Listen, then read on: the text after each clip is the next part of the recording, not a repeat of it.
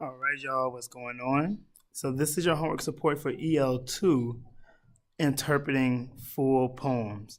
We are moving a little fast. We started Monday with interpreting lines, we moved into Tuesday, interpreting stanzas, and now we're moving into interpreting full poems. So just keep that in mind. Still remember the process from EL1 because that stuff still should come up, especially mentally, because you still need to understand topic and focus as you go through. So the notes for today, as you are interpreting poems, there's 5 things you want to think about. First off, you want to make sure that you are breaking up those stanzas. And so you want to break them up and you want to interpret them. Similar to what we did on Tuesday, at this point though, you need to now think about what we do when we read actual text. Look for punctuation that end thoughts, and that is how you break up your stanzas. So you don't just pick and choose where you want to make a couplet or pick and choose where you want to make a tercet. It is literally based on where that period comes in or where that exclamation point comes in, where that question mark comes in. And we have also said where the semicolon comes in, not a colon, a semicolon. Once you interpret the stanzas, look at what things comes up in all of the interpretations. What are the common ideas that keep coming across? Try to think about those and annotate those, underline it, box it, and then ask yourself, these all remind me of what? What is one word or one idea that they seem to all embody? So you want to do that.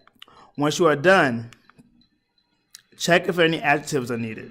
There may be some ideas that can't hold on their own, but if you have read this poem and you know for a fact there's something more to what's being said, add that in there. 4, take all of that, any adjective that you come up with, all the interpretations of the stanzas and the key words and the ideas that come out, and then you put those together to make one interpretation. And it makes sense because if I'm already breaking down the poem into smaller stanzas for myself and trying to come to an understanding through an interpretation, I can take all my breakdowns of the poem to then come up with one full one. So what is that interpretation? And then lastly, you want to make sure that your subject and focus is still in the interpretation. So making sure that whatever the title is, that needs to be a part of that interpretation to know that you are still talking about the same thing and you haven't gone on a tangent talking about something totally different. Okay? So what this would look like, as we did in class, and I'm just going to show you 7 C's. They were the last class that I had going through this. It will look something like this. So this is Claude McKay. And this is what they have. This is what you should have in your notebook as a model. You see, Claude McKay is there, and what we did was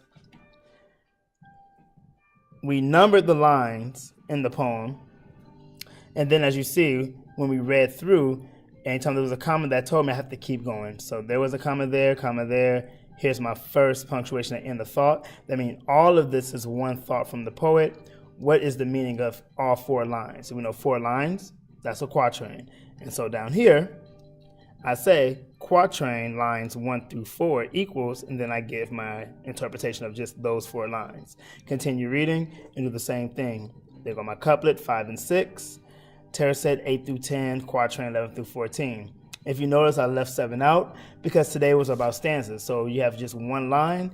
Don't worry about that one line. Just go right to the stanzas and interpret the stanzas. Yes, eventually we'll get to a point where once you pick up your speed, go ahead and do the line. But right now, let's just think about stanzas. And then once you have those, go in and start to annotate what stands out. And here we talked about anything in parentheses that shows there was a relationship. Every stanza says something about the poet in America. So these 2 things, these 2 entities are in one situation, shows a relationship, shows they may be related. Other classes said that it shows that they are interacting. There's a connection. There's a bond. So really strong words that I got from other classes. And then we came up with the idea of what's the adjective? Because not only there's a relationship, but we should know how to describe this relationship, especially when we have things underlined and wavy lines. Some things show that he feels that America supports him. But then other things we said, where we put wavy lines on, shows that there's hate towards him. There's anger towards him. There's some bad actions towards him. And so if we have a relationship that's happening where there's good and bad, what does that make you think of? So here we have complicated. There were other classes. Let me go over here. People said that It may seem like there was rudeness, there was cruelty, there was dislike, there was a love-hate or a phony kind of relationship when they did that.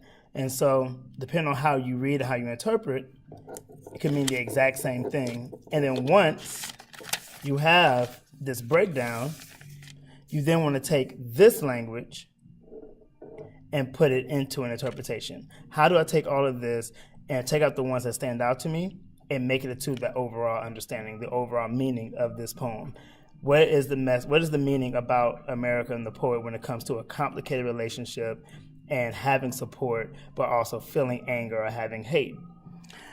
I suggest coming up with a new term, all right? But if you cannot, that's fine. Kind of push yourself with those. But what we came up with, or what we use for the do now, is that, let me get out of there.